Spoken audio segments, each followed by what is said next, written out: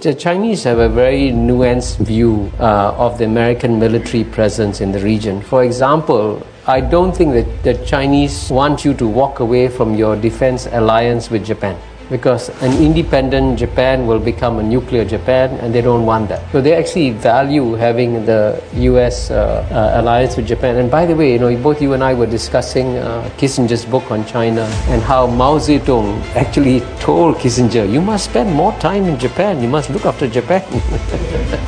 I mean, that's amazing, Mao Zedong saying, Japan is an important country, you must take care of it. So the Chinese have a very nuanced view of these countries. But at the same time, I know the one thing that the Chinese are very, very angry about, and this is the fact, is the aggressive naval patrolling by US naval vessels 12 miles off China's shores. That really upsets them, because whenever, any country will do this, by the way.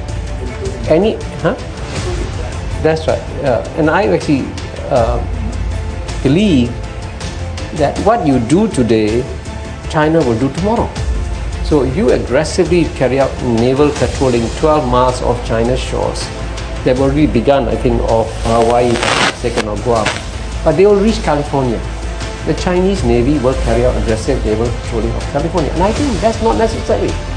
Neither side benefits from it. And of course, the rationale for the American Navy for doing so is that we are protecting freedom of navigation. Ironically, the country that needs freedom of navigation more than America does is the world's #1 exporter, which is China. China actually wants greater freedom of navigation than the United States does. So the Chinese will be happy to work with you in that area. But when it comes to the aggressive naval patrolling, or as you know, in the case of planes that fly close to Chinese borders, that's what really upsets them. And they're trying very hard to reach an understanding within that region. Now, South China Sea is another issue, okay? Now, the South China Sea issue is a complicated issue. As you know, several countries are claiming reefs and rocks, and over there are 4 ASEAN countries: Philippines, Brunei, Malaysia, Vietnam. And it's true that the Chinese have been claiming a lot of land in the South China Sea. But the Chinese didn't start this game, by the way.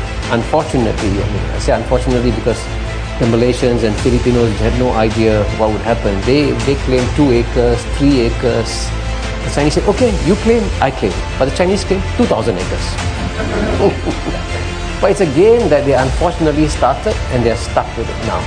Now, this is how the Chinese are being assertive. Now, if they want to be aggressive, the Chinese can remove the Malaysian, Filipino, Brunei, Malaysian soldiers, or Vietnamese soldiers off those islands in 24 hours. They can do it if they really want to be aggressive.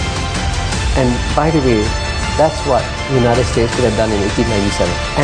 And that, to some extent, shows some degree of restraint now. How will the South China Sea issue be resolved? I can tell you it will be resolved eventually through various kinds of bilateral negotiations.